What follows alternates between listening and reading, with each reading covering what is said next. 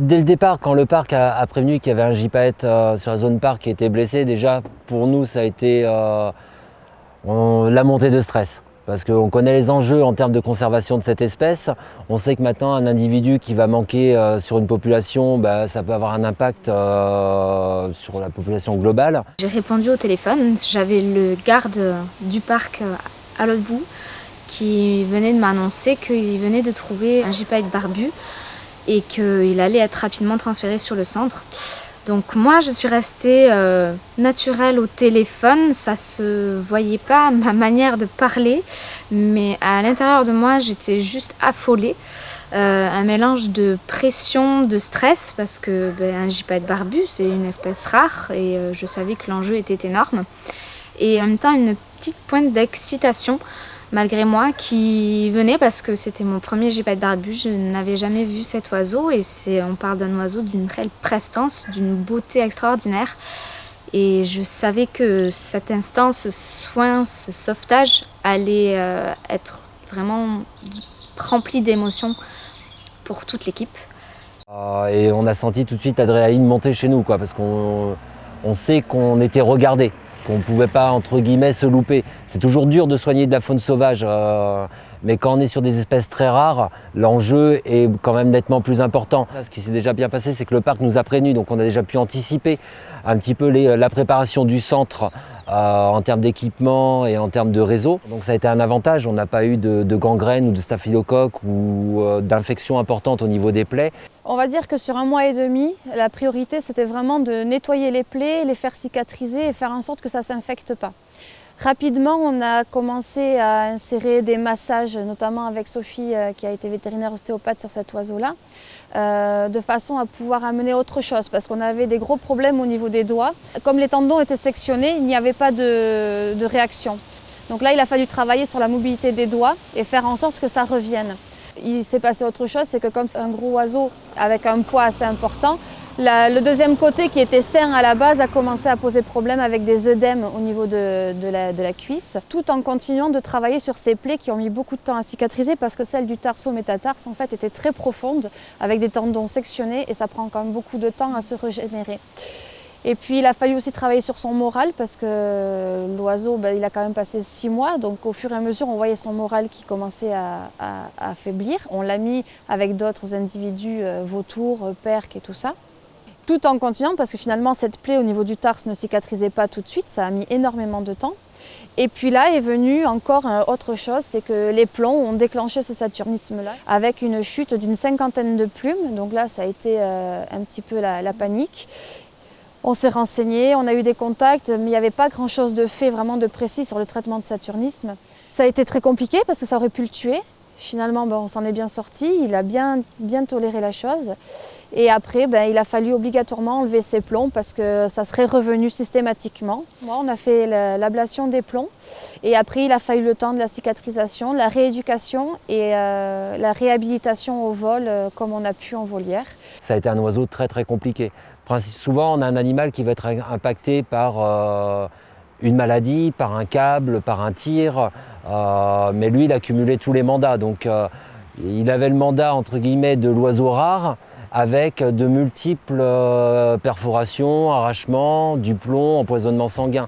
Donc, tout ça ajouté à tout ça, pour nous, ça a été très très compliqué de choisir les bons moments où il fallait opérer, pas opérer. Par la suite, après les soins, pour moi, ça a été un peu l'ascenseur émotionnel.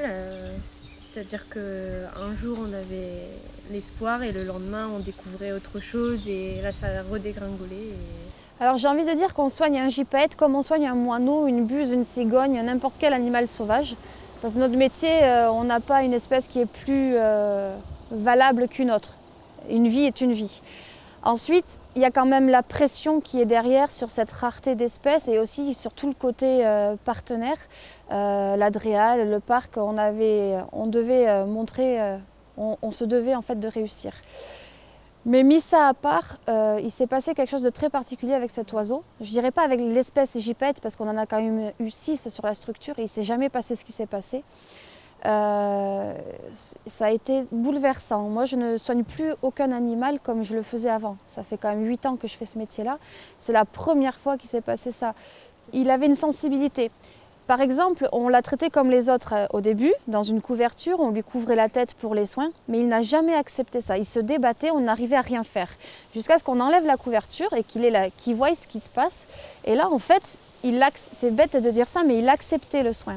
Donc il était allongé sur sa table pendant 2 heures, parce que le matin, c'était 2 heures de soins, et il ne bougeait pas.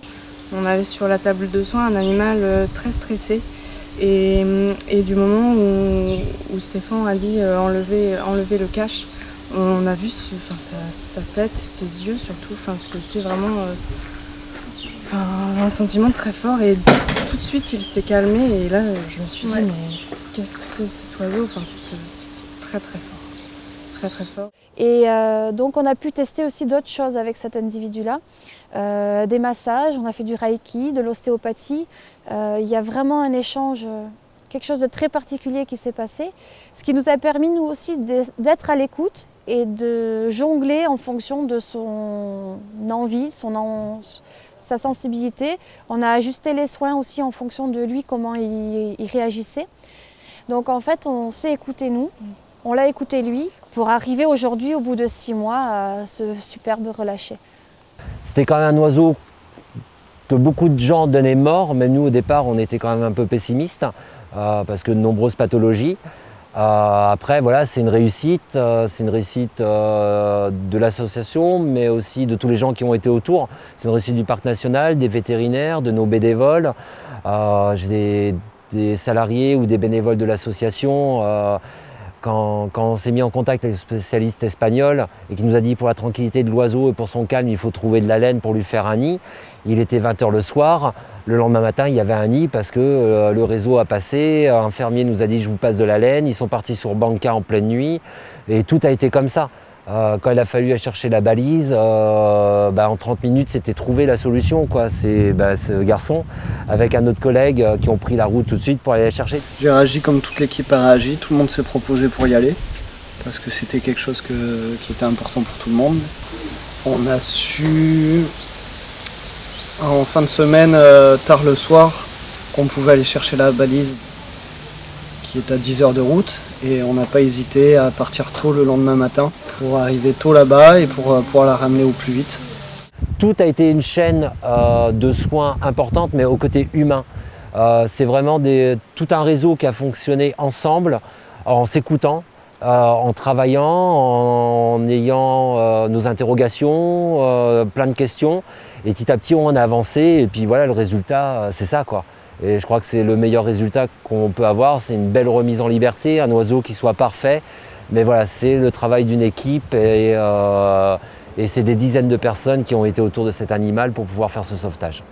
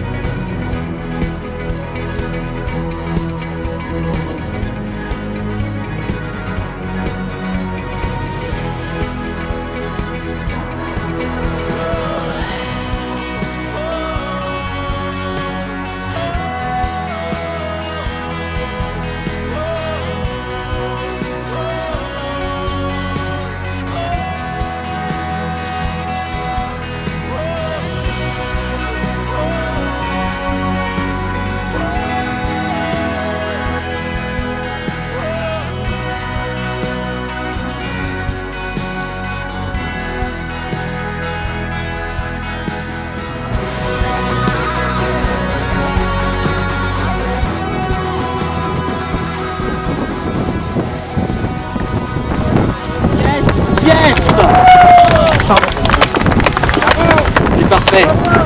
C'est parfait.